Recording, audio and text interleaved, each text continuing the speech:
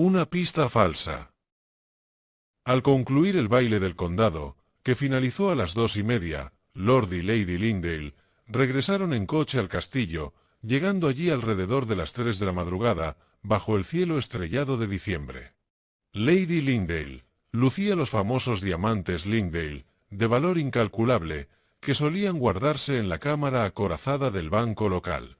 El propio Lord Lingdale los había recogido del banco la tarde del baile, y tenía intención de devolverlos a la mañana siguiente.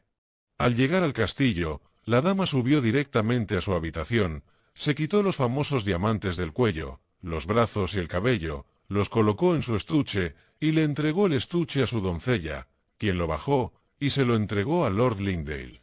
Este guardó el estuche en la caja fuerte de la biblioteca, la cerró con llave, llamó a su ayuda de cámara y se fue a dormir. Media hora después, el castillo estaba sumido en la oscuridad y el silencio. Quizás fueron las ostras, que Lord Lingdale había consumido con tanta generosidad en el banquete, o quizás fue el vino, que sin duda no había sido de una cosecha excesivamente buena. En cualquier caso, fuera cual fuera el motivo, Lord Lingdale no podía dormir. Sobre las 4:30 se levantó de la cama, y descorrió las cortinas que ocultaban la ventana de su dormitorio. Era una noche oscura y fría, pero las estrellas proporcionaban la luz suficiente para que Lord Lingdale viera una figura saltar la valla, al otro lado del césped de tenis, y caminar rápida y sigilosamente hacia la ventana de la biblioteca, que quedaba oculta a la vista de Lord Lingdale por un saliente de la fachada. Esto, por supuesto, despertó las sospechas de Lord Lingdale, y cuando, un instante después, oyó un leve tintineo de cristales al caer, sus sospechas se convirtieron en certezas. El hombre era un ladrón, y había entrado en la biblioteca por la ventana. Lord Lingdale era un hombre valiente, y acostumbrado a actuar por iniciativa propia. Además, si hubiera despertado a los sirvientes, probablemente habría alertado al ladrón, y le habría dado tiempo para escapar. 15 segundos después, armado con el atizador de la chimenea del dormitorio, bajaba sigilosamente las escaleras. Un tenue resplandor se filtraba por debajo de la puerta de la biblioteca. Casi sin atreverse a respirar, se arrastró hasta quedar a un par de metros de la puerta. Entonces, de repente, se lanzó hacia adelante, agarró la manija e intentó abrir la puerta de golpe. No se le ocurrió pensar que el ladrón pudiera haber tomado la precaución obvia de cerrar la puerta por dentro con llave.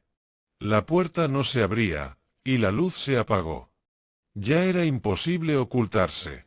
Apoyándose en la puerta, Lord Lingdale la abrió de golpe. Al caer dentro de la habitación, una figura apenas visible se abalanzó sobre él, y le propinó un brutal golpe en la cabeza. A partir de ese momento, para Lord Lingdale, el mundo se volvió negro. Mientras tanto, el estruendo de la puerta al abrirse de golpe había despertado al resto de los habitantes del castillo. Johnson, el ayuda de cámara de Lord Lingdale, fue el primero en llegar.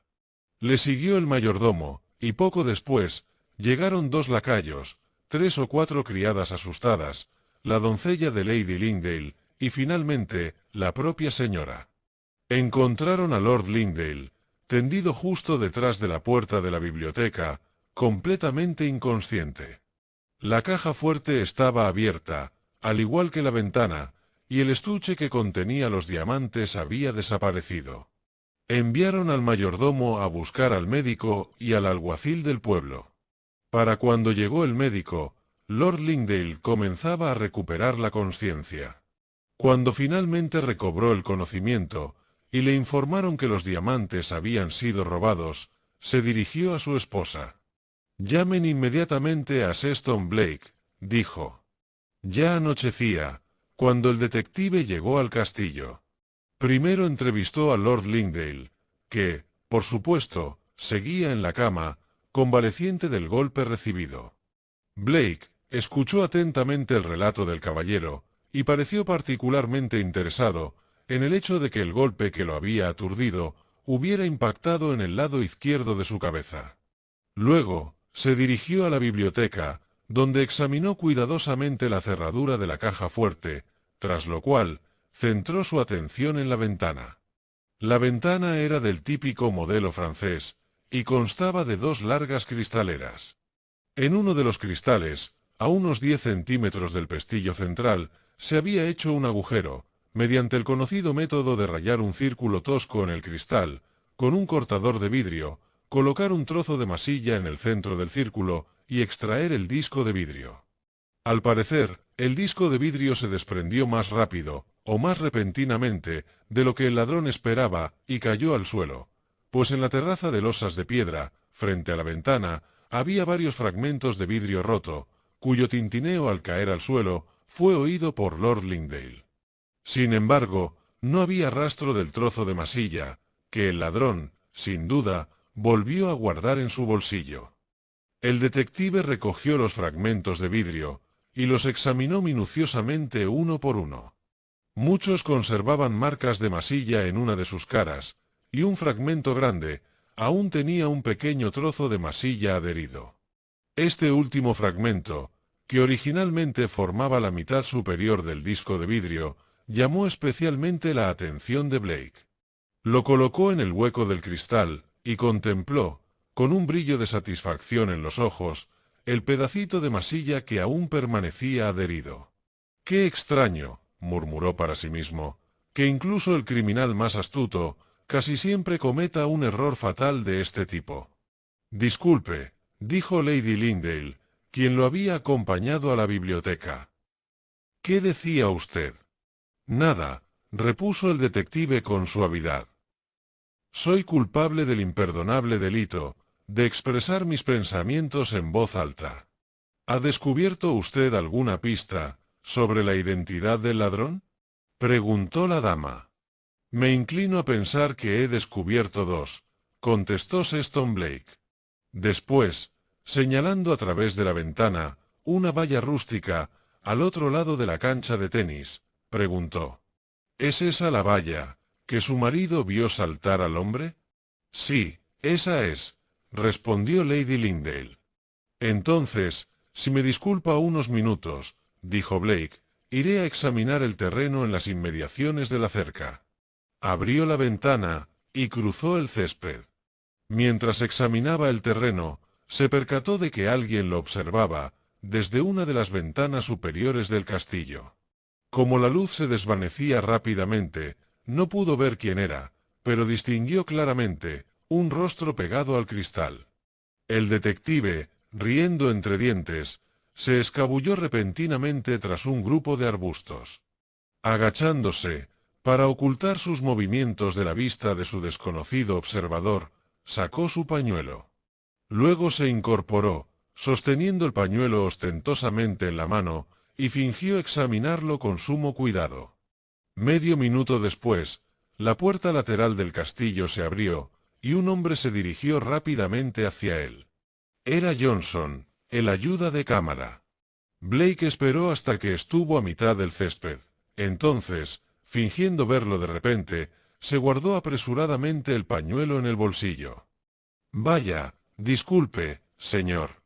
No sabía que estaba usted aquí», dijo Johnson, con expresión de sorpresa. «Supongo que está buscando rastros del ladrón, ¿verdad? ¿Ha descubierto algo?». «Desde luego que sí», dijo Sexton Blake con agrado. «He descubierto muchas cosas». «¿Qué fue eso que se metió en el bolsillo hace un momento, señor?», preguntó Johnson. «Eso es asunto mío», repuso el detective con rigidez. «¿Podría indicarme dónde vive el señor Sadler?». El señor Sadler era un conocido criador local de sabuesos. «Supongo que me prestará uno de sus perros si se lo pido», dijo Sexton Blake, una vez que el ayuda de cámara le hubo dado las indicaciones necesarias. «Sin duda», respondió Johnson. «Pero, ¿para qué quiere un sabueso?». El detective dio un golpecito en la parte exterior del bolsillo, en el que había metido el pañuelo. «No haga preguntas», dijo, acompañando sus palabras con un guiño significativo. «¿Hay una puerta en esta cerca?». «Sí, pero está cerrada con llave, indicó Johnson. Si va al pueblo a ver al señor Sadler, será mejor que baje por el camino de entrada y cruce las puertas del parque. Por motivos personales, prefiero ir por este camino, dijo Blake, refiriéndose al camino que estaba al otro lado de la valla. Guíeme hasta la puerta que le indiqué. Johnson le condujo hasta la puerta de la cerca, y siguiendo las instrucciones de Sexton Blake, la descolgó de sus bisagras. El detective lo observó atentamente, mientras realizaba esa operación. Luego, tras pedirle al hombre que informara a Lady Lingdale de su paradero, se alejó por el camino en dirección al pueblo. Mientras tanto, el alguacil del pueblo había enviado un telegrama con los detalles del caso al jefe de policía del condado.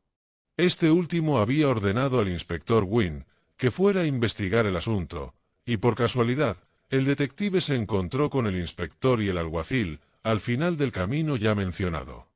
«Hola, Blake. ¿Qué hace usted aquí?», exclamó el inspector al reconocer al detective. «¡Qué mala suerte! Por el bien de la policía, espero que no haya resuelto ya el misterio». «Casi, pero no del todo», dijo Blake riendo. «Llega justo a tiempo para presenciar el desenlace. Despida a la gente, y se lo contaré todo». Cuando el agente fue despedido, muy a su pesar, el detective le contó al inspector todos los detalles conocidos del caso. A continuación, procedió a describir el resultado de sus propias investigaciones. «Cuando vi a Lord Lingdale», dijo, «lo primero que me llamó la atención fue que su señoría había quedado aturdido por un golpe en el lado izquierdo de la cabeza. Como su agresor lo había atacado de frente, esto me pareció una prueba concluyente de que el hombre que lo atacó era zurdo».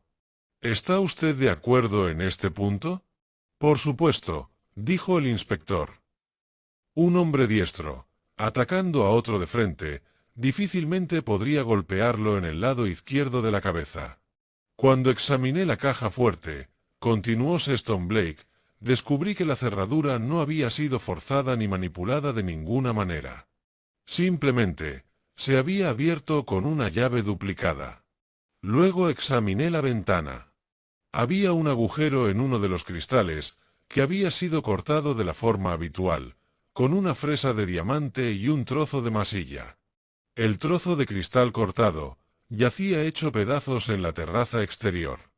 Pude colocar uno de los fragmentos en su lugar, en el agujero del cristal. Todavía tenía un pequeño trozo de masilla adherido, y la masilla estaba en el lado del cristal, que originalmente daba a la habitación». El inspector silbó. Alguien que estaba en la habitación había cortado el trozo de cristal desde dentro, dijo. «Obviamente», repuso Sexton Blake, «y había intentado hacer parecer que alguien de fuera había roto la ventana, pero, con esa negligencia que casi siempre delata a un criminal, había cortado el trozo de cristal desde el interior de la habitación. Tras convencerme de que el verdadero ladrón era alguien que se encontraba en la casa», continuó el detective, «y de que el hombre que Lord Lingdale había visto era simplemente un cómplice que había venido por encargo para llevarse el botín, me dediqué a la tarea de descubrir quién era ese cómplice». Blake describió cómo había examinado el terreno en las inmediaciones de la valla, y cómo se había percatado que alguien lo estaba observando desde una de las ventanas superiores del castillo. «Huelga decir», siguió Blake, «que estaba totalmente seguro de que el hombre que me observaba era el mismo que, en algún momento, se había apoderado de la llave de la caja fuerte, había hecho una copia, había robado los diamantes, y se los había entregado al hombre que Lord Lingdale había visto desde la ventana. Como no tenía ni idea de la identidad de este hombre, decidí fabricar una pista falsa, con la esperanza de que incitara al culpable a rebelarse. Con ese objeto en mente», concluyó el detective, «me escabullí rápidamente detrás de un grupo de arbustos cercanos y fingí recoger un pañuelo caído en el suelo. Sabiendo que el hombre me observaba, intenté, en la medida de lo posible, hacerle creer que el ladrón que había saltado la cerca esa mañana había dejado caer el pañuelo, que yo lo había encontrado, y que, por lo tanto, había descubierto una posible pista sobre su identidad». «¡Qué astuto!», exclamó el inspector con admiración. Muy astuto, realmente. ¿Y funcionó la artimaña? Perfectamente, dijo Sexton Blake. El hombre que me había estado observando, vino inmediatamente a ver qué había encontrado. ¿Y quién era él?, preguntó el inspector. El ayuda de cámara de Lord Lingdale, contestó Blake. Un hombre llamado Johnson. Intentó mostrarse indiferente, pero era evidente que era presa del miedo y la ansiedad. Me preguntó qué había descubierto. Le di respuestas evasivas, y le transmití que pensaba pedir prestado uno de los sabuesos del señor Sadler, para seguir la pista que había encontrado. Para asegurarme aún más, le pedí que levantara la verja. Lo observé mientras lo hacía, y vi que era zurdo. Con esto queda zanjado el asunto, dijo el inspector con firmeza. Sin duda alguna, fue Johnson quien robó los diamantes, quien golpeó a Lord Lingdale, y quien entregó el botín a su cómplice. Johnson cree que he ido al pueblo para entrevistarme con el señor Sadler, comentó Blake con tono significativo. Cree que pronto volveré con un sabueso. ¿Qué hará entonces? Se apresurará a ir a casa de su cómplice, dijo el inspector, y le advertirá del supuesto peligro que corre. Exactamente, repuso Sexton Blake. Y si vigilamos el castillo, y lo seguimos de cerca cuando salga, nos conducirá directamente hasta el ladrón. ¡Vamos!, exclamó el inspector, poniéndose en marcha. Los dos hombres se ocultaron en las afueras del parque, en una posición tal, que nadie podía salir del castillo sin que ellos lo vieran. No tuvieron que esperar mucho. La puerta lateral se abrió, y salió un hombre. Al pasar junto a su escondite, Blake y el inspector vieron que era Johnson. Lo siguieron por el camino de entrada, subieron por la carretera, atravesaron un bosque cercano, y finalmente lo vieron entrar en la casa de un guarda de caza. Era un edificio de una sola planta, con 2 puertas y 4 ventanas. Solo una de las ventanas estaba iluminada. Con pasos sigilosos, como los de un gato, el detective y el inspector se acercaron sigilosamente al exterior de esta ventana, pero la persiana estaba bajada. Aunque no podían ver nada del interior de la habitación, oyeron a Johnson decir: «Se te cayó el pañuelo». Vi a Sexton Blake recogerlo. Fue a casa de Sadler, a buscar un sabueso. Pero no se me cayó el pañuelo, dijo una voz más fuerte, que los oyentes adivinaron correctamente que era la del guarda de caza. Quizá no te diste cuenta, oyeron decir a Johnson. Si no lo perdiste, ¿cómo lo encontró Blake? En fin, no podemos correr ningún riesgo. Debemos esconder el botín de inmediato. ¿Dónde está? Debajo de mi cama, dijo el guardabosques. Tráelo, ordenó Johnson. Puede que sea una falsa alarma, pero no quiero correr ningún riesgo. Entiérralo en el jardín. Si viene Sexton Blake hasta aquí, no habrá pruebas. El detective miró al inspector. ¿Listo?, susurró, sacando su revólver del bolsillo. El inspector asintió, y sacó a su vez un par de esposas. Transcurrieron 3 minutos. Entonces, se abrió la puerta de la cabaña, y el guarda de caza, con una pala al hombro, salió al jardín, seguido de cerca por Johnson, que llevaba el joyero robado. ¡Manos arriba! Sexton Blake se abalanzó sobre Johnson, lo agarró por el cuello con una mano, y le apuntó con su revólver con la otra. En ese mismo instante, el inspector se lanzó contra el guarda de caza, lo hizo tropezar, y se sentó a horcajada sobre su pecho.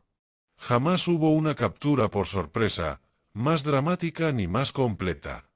En un abrir y cerrar de ojos, las esposas rodearon las muñecas del guardabosques, y las manos de Johnson fueron atadas a su espalda, con el mismo pañuelo que le había proporcionado a Sexton Blake, su pista falsa. «Vaya, nos han pillado», admitió Johnson con osquedad, mientras se ponía de pie tambaleándose. «Pero, ¿dónde está el maldito sabueso?» «Ahí lo tiene», dijo el inspector, señalando con una sonrisa a Sexton Blake. Una expresión de desconcierto cruzó el rostro de Johnson. Entonces, de repente, comprendió la verdad. Entonces, ese pañuelo era una pista falsa. Exclamó con asombro. Así es, dijo Blake con alegría. Media hora después, los diamantes estaban a salvo, de vuelta en la caja fuerte de Lord Lingdale, y en menos de un mes, Johnson y el guarda de caza, quienes habían tramado el plan entre ellos, sin más cómplices, conocieron por primera vez el sórdido interior de la cárcel de Northallerton. Fin. Gracias por ver este vídeo. Por favor, no olvides suscribirte, dar a me gusta, compartirlo y dejar un comentario. Si te ha gustado este relato, puedes encontrar más audiolibros en nuestro canal, Homo Lector.